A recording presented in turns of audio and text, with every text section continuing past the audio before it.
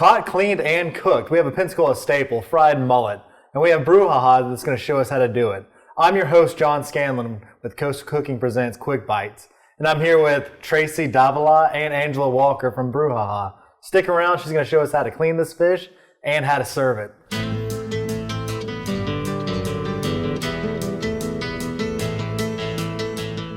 Tracy, Angela, thank you so much for being on the show and bringing this. This is something that we eat all the time here on the Gulf Coast. A lot of people don't know how to do this if you're away from this area, and that's clean the fish.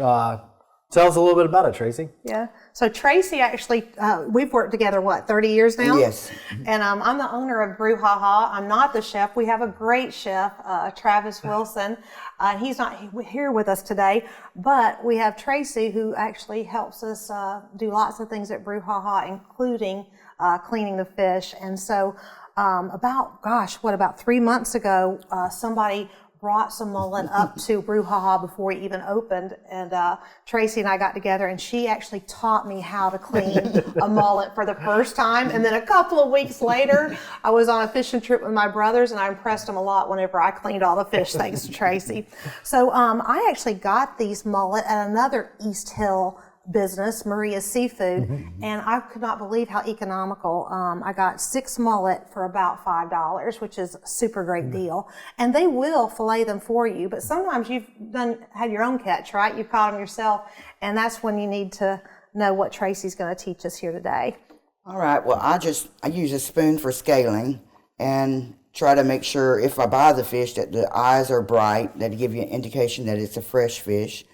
And with the spoon, you just start holding it this way, take off the scales. Just go against the scale, and they kind of just start coming off. I know that when I asked Maria's, they said they have their own fishermen, and that they bring in the mullet from our bay and the Gulf each day. And, being a new East Hill business, one of the things I've been real pleased about is how many of the different businesses along 12th Avenue and all over East Hill welcome me to the neighborhood. And we are a neighborhood eatery, and it was just so nice to see other businesses supporting us. So we try to also support other East Hill businesses as well. Okay, now that I have his scales off, I'm going to take his head off. And it's just right behind that fin. Right behind his fin. Whenever Tracy showed me the first time, I said, right behind his ear. And there goes his head.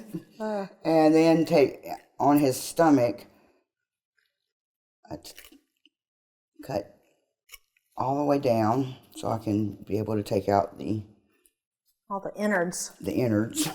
And then I know you have to have a really nicely sharpened fillet knife. And Tracy has a real handy husband that's always good at keeping her knife sharp. I send mine home with her occasionally and ask Randy to sharpen those up for me as well. All right, his insides are gone, his innards. Now I'm going to fillet it. And you want to get your knife situated right on the backbone. Right on top of it, huh? Yes, right on top. And just slice downward. Staying on top of the backbone.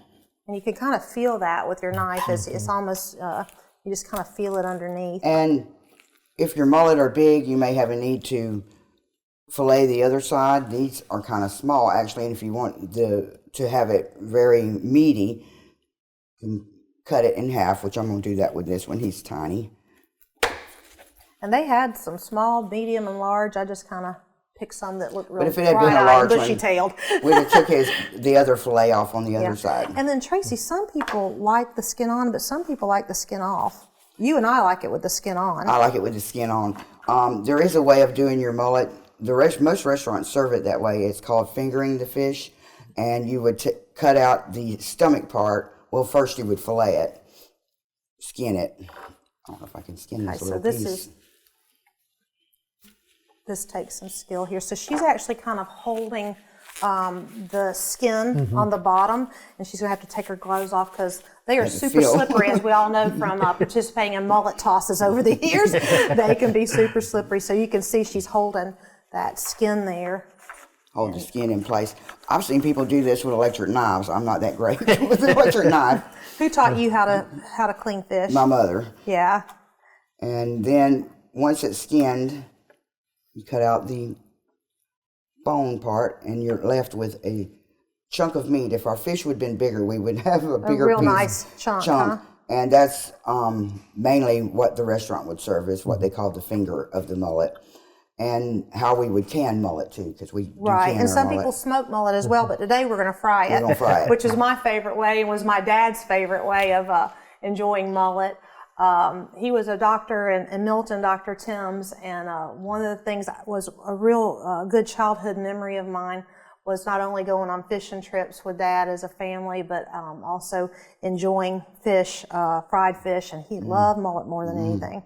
So at Brew Ha Ha, we're all into making sure that we keep our heritage and our family oral history and the history of Pensacola.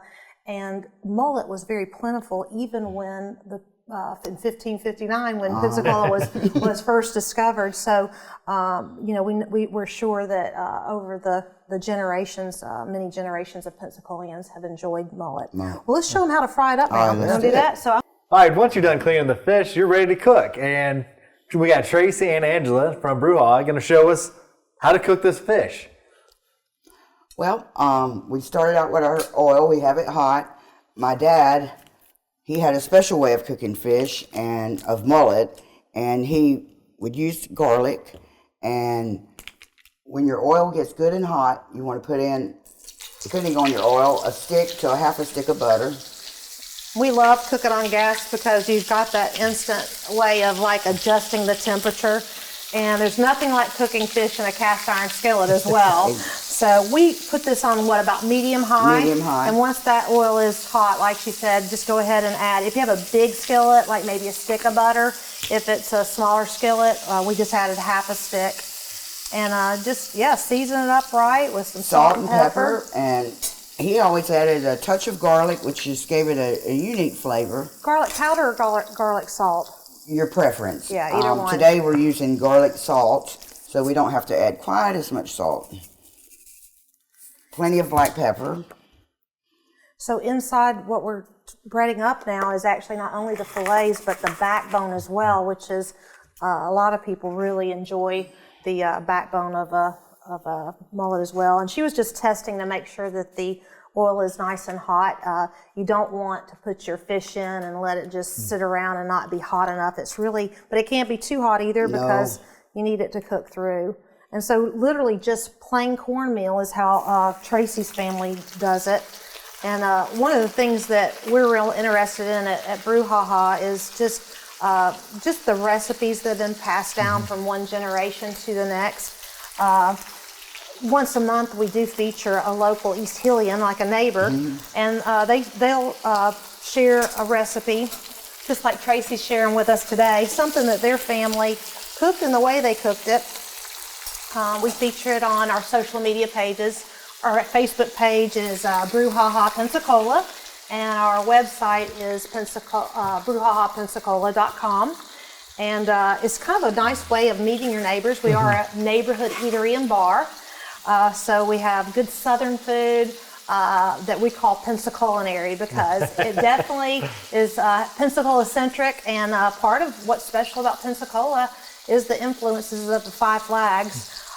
So this is definitely the kind of fish and meal that would have been served. Now, how long do you let that cook for?